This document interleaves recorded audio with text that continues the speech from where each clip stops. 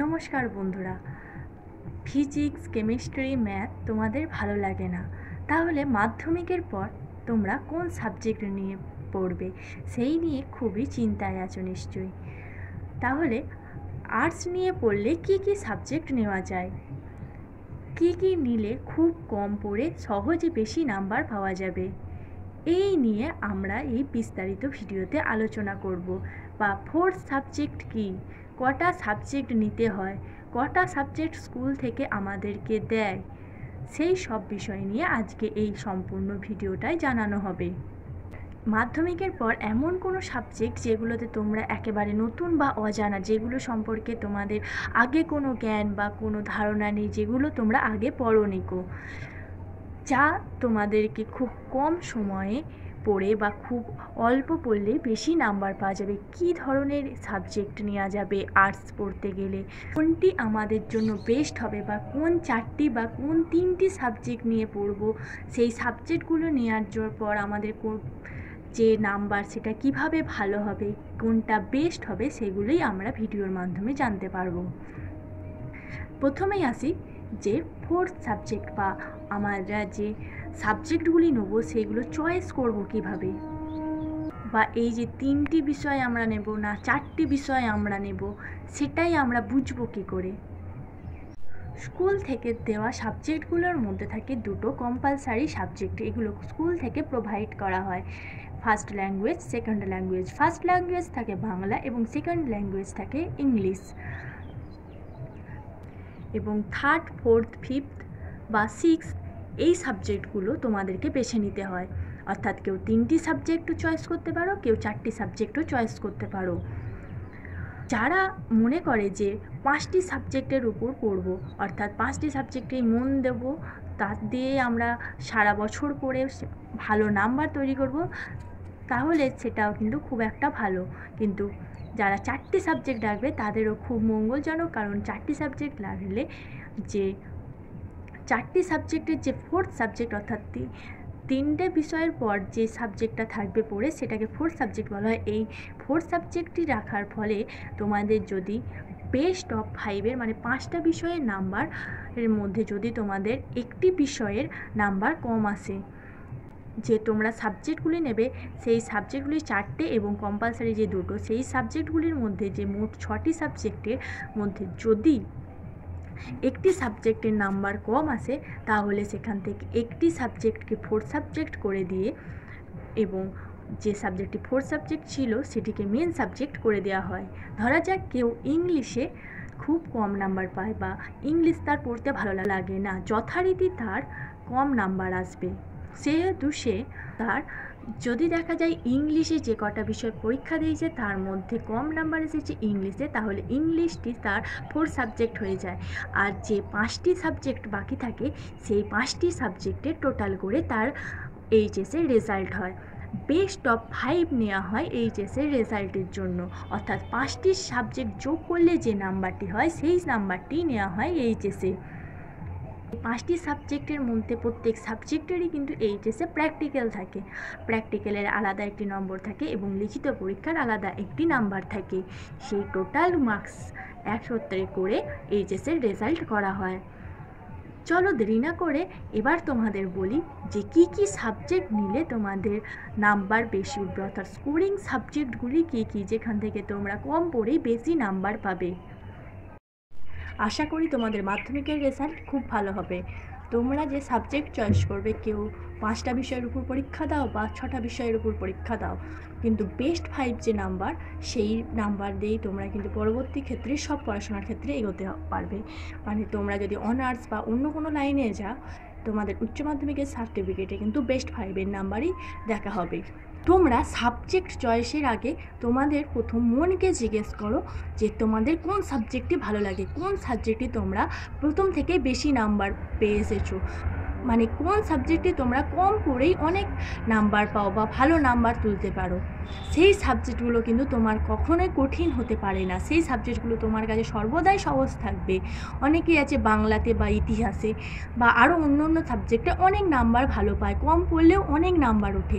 সেই সাবজেক্টগুলো কিন্তু তোমরা কখনোই হাতছাড়া করবে না, কারণ সেই সাবজেক্টগুলো তোমাদের কাছে অত্যন্ত সহজ লাগে বলেই তোমাদের অতটা নাম্বার ওঠে। প্রথমে যে সাবজেক্টটা বলবো, যেটা সবথেকে স্কোরিং সাবজেক্ট, সেটা হচ্ছে ভূগোল। তো তোমরা ভূগোল নিয়ে কিন্তু অনেকেই এগোতে পারবে। ভূগোল বিভিন্ন চাকরির পরীক্ষা ক্ষেত্রে অনেক সুবিধা দেয়। ভূগোল নিয়ে পড়লে তোমরা শিক্ষাগত পেশা যুক্ত হতে পারো, কিংবা ভূতত্ত্ববিদ কিংবা আবহাওয়াবিদে চাকরি করতে পারো। ভূগোল নিয়ে কেউ অনার্সও করতে পারো। ভূগোল সাবজেক্টে কিন্তু খুবই স্কোরিং সাবজেক্ট। অনেকেই ভাববে যে ভূগোলে প্র্যাকটিক্যালে অনেক অঙ্ক আছে, কিন্তু প্র্যাকটিক্যালে যে অঙ্কগুলি আছে সেগুলো খুবই সোজা, সেগুলো অত্যন্ত সোজা। শিক্ষক মহাশয় বা শিক্ষিকা হেল্প পেলেই তোমরা খুব ভালোভাবে সেই অঙ্কগুলো করতে পারবে। প্র্যাকটিক্যাল নিয়ে ভাবার মতো কিছু নেই, প্র্যাকটিক্যাল খুবই সোজা হয় ভূগোলে। এই ভূগোল নিয়ে পড়লে তোমরা 90 বা 90-র বেশি মার্কস অনায়াসেই তুলতে পারবে। ভূগোল নিয়ে পড়লে তোমাদের অনেক কিছু পরবর্তী ক্ষেত্রে চাকরি বাকরির ক্ষেত্রে সুবিধা আছে। তো তোমাদের ফার্স্ট যেটা আমি সাজেশান করব সেটা হচ্ছে ভূগোল। তো তোমরা চাইলেই কিন্তু ভূগোল সাবজেক্টটি তোমাদের এই সাবজেক্ট চয়েসে রাখতে পারো। এবার সেকেন্ড যে সাবজেক্টটি বলবো, সেই সাবজেক্টের সাথে তোমরা কিন্তু অপরিচিত। আমাদের এখানে কোচিং সেন্টারে এমন অনেক ছাত্র আছে যারা এই বিষয়ে 90 বা 90-র উপর নাম্বার পেয়েছে। অনেক পিছিয়ে পড়া ছাত্রছাত্রীও এই বিষয়টিকে নিয়ে অনেক এগিয়ে এসেছে। তো এই বিষয়টি হচ্ছে দর্শন, বা আগে এই সাবজেক্টটির সাথে কখনো পরিচিত হওনি। এই সাবজেক্টটি একেবারেই নতুন, পূর্ব পরিচিত নও তোমরা। তো এই সাবজেক্টটি কিন্তু খুবই সহজ। কিছু ব্রড কোয়েশ্চেন, কিছু শর্ট কোয়েশ্চেন মিলিয়ে পড়লে মোটামুটিভাবে তোমাদের কমন আসবেই। আর এইখানে যে কোয়েশ্চেন প্যাটার্ন বা যে সিলেবাসটা, সেই সিলেবাসটাও খুব সহজ। খুব অল্প পড়েই কিন্তু এখানে বেশি নাম্বার পাওয়া যায়। তাই সেকেন্ড যে সাবজেক্টটি বলবো সেটা হচ্ছে দর্শন, তোমরা রাখতে পারো। যে 3 নাম্বার সাবজেক্টটা বলবো, যে 3 নাম্বার সাবজেক্টের সাথে কিন্তু তোমরা আগে থাকতেই অনেক পরিচিত। এই সাবজেক্টটি তোমরা ছোটোবেলা থেকেই পড়ে আসছো, সেটি হচ্ছে ইতিহাস। ইতিহাসেও 90 বা 90-এর উপর মার্কস তোলা কিন্তু অত্যন্ত সহজ ব্যাপার। তাই তোমরা চাইলেই তোমাদের সাবজেক্টে চয়েসের মধ্যে ইতিহাস সাবজেক্টটিকে রাখতে পারো। এখানে 90 বা 90-এর অ্যাভাব মার্কস তোলা খুবই সহজ। তো তোমরা চাইলে এটাকে রাখতে পারো। এই ইতিহাস তোমাদের ছোটোবেলা থেকে আজ পর্যন্ত তোমাদের সাথে আছে। এই ইতিহাস থেকে তোমরা যে কোনো চাকরির পরীক্ষা বা তোমরা যদি কোনো শিক্ষাগত পেশায় যাও, তাহলে এই ইতিহাস কিন্তু তোমাদের অত্যন্ত জরুরি। এইটা নিয়ে তোমরা চাইলে অনার্সও করতে পারো। এটা খুবই স্কোরিং সাবজেক্ট একটা। এরপরে যে সাবজেক্টটি বলবো, এই সাবজেক্টটির সাথেও তোমরা পূর্বে পরিচিত। এই সাবজেক্টটি তোমরা 7-8-এ পড়েছো। এই সাবজেক্টটি হচ্ছে সংস্কৃত। এই সংস্কৃত সাবজেক্টটির সাথে তোমরা আগে থাকতেই পরিচিত। তো সংস্কৃত যখন 7-8-এ পড়তে, তখন তোমাদের হয়তো অনেক শক্ত লাগতো, কারণ তোমাদের দেবনাগরী অক্ষরে লিখতে হতো। কিন্তু 11-12-এর সংস্কৃত অনেকটাই আলাদা, খুবই সহজ। এখানে গল্প ও কবিতার মধ্য দিয়ে তোমরা এই সংস্কৃত সাবজেক্টটিকে পড়তে পারবে। এই সংস্কৃত সাবজেক্টটিতে 90 বা 90-এর উপরে মার্কস তোলা কিন্তু খুবই সহজ ব্যাপার। এই সাবজেক্টটি তোমরা চাইলে তোমাদের সাবজেক্ট চয়েসের মধ্যে রাখতে পারো। সংস্কৃত নিয়ে পড়লে তোমরা পরবর্তী ক্ষেত্রে অনার্স বা শিক্ষকতা পেশায় যুক্ত হতে পারো।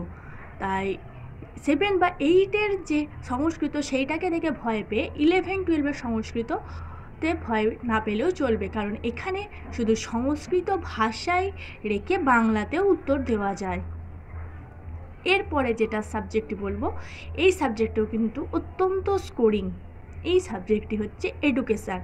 এডুকেশান সাবজেক্টের সাথে তোমরা পূর্বে পরিচিত নয়, কিন্তু এই সাবজেক্ট অত্যন্ত স্কোরিং সাবজেক্ট। তো তোমরা তোমাদের পূর্ববর্তী যে দাদা দিদিরা পরীক্ষা দিয়ে দিয়েছে, তাদেরকে যদি তোমরা জিজ্ঞেস করো বা কোনো শিক্ষককে বা জিজ্ঞেস করো যে এডুকেশান সাবজেক্টটি কী, তাহলে তারা অতি অবশ্যই বলবে এডুকেশান সাবজেক্টে কী। এটা খুবই সহজ সাবজেক্ট।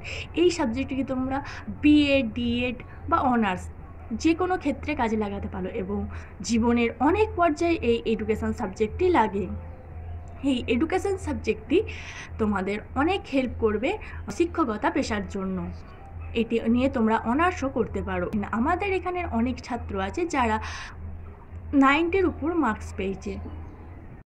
তোমরা চাইলেই কিন্তু এই এডুকেশান সাবজেক্টটি তোমাদের সাবজেক্ট চয়েসের মধ্যে রাখতে পারো। এই সাবজেক্টটি পড়লেও অনেক সোজা, মানে যখন তোমরা পড়বে তখন সাবজেক্টটির যে কোয়েশ্চেনের যে তোমাদের পয়েন্টগুলো থাকবে, এই পয়েন্টগুলো মুখস্থ রাখলেই তোমরা কিন্তু একটা গোটা নোট নামিয়ে দিতে পারবে। এতটাই সোজা সাবজেক্ট এটা অত্যন্ত স্কোরিং। এরপরে যে সাবজেক্টটি বলবো, এই সাবজেক্টটির সঙ্গেও তোমরা পূর্ব পরিচিত নও, সেটি হচ্ছে রাষ্ট্রবিজ্ঞান। এই রাষ্ট্রবিজ্ঞান সাবজেক্টটি অনেকেই বলে অনেক শক্ত, কিন্তু আদৌ না। এই রাষ্ট্রবিজ্ঞান সাবজেক্টও ইতিহাসের মতোই অনেকটা সোজা সাবজেক্ট। এই সাবজেক্টটি থেকেও আমাদের এখান থেকে অনেকে 90 বা 95-এর উপর মার্কস পেয়েছে। তোমরা চাইলে এই সাবজেক্টটিকে তোমাদের সাবজেক্ট চয়েসে রাখতে পারো। এই সাবজেক্টটি নিয়ে পড়লে তোমরা পরবর্তী ক্ষেত্রে অনার্স বা তোমরা যদি কেউ ল নিয়ে পড়তে চাও, আইনগত পেশায় যেতে চাও, তাহলে তোমরা এই সাবজেক্টটিকে 11-12-এ রাখতেই হবে। এই রাষ্ট্রবিজ্ঞান সাবজেক্টটি অত্যন্ত সহজ সাবজেক্ট এবং অত্যন্ত স্কোরিং সাবজেক্ট হওয়ায় অনেক ছেলে মেয়েরাই আছে যারা 90-এর উপর নাম্বার পায়। আর লাস্ট যে সাবজেক্টটি বলবো, সেই সাবজেক্টটি হচ্ছে নিউট্রিশন।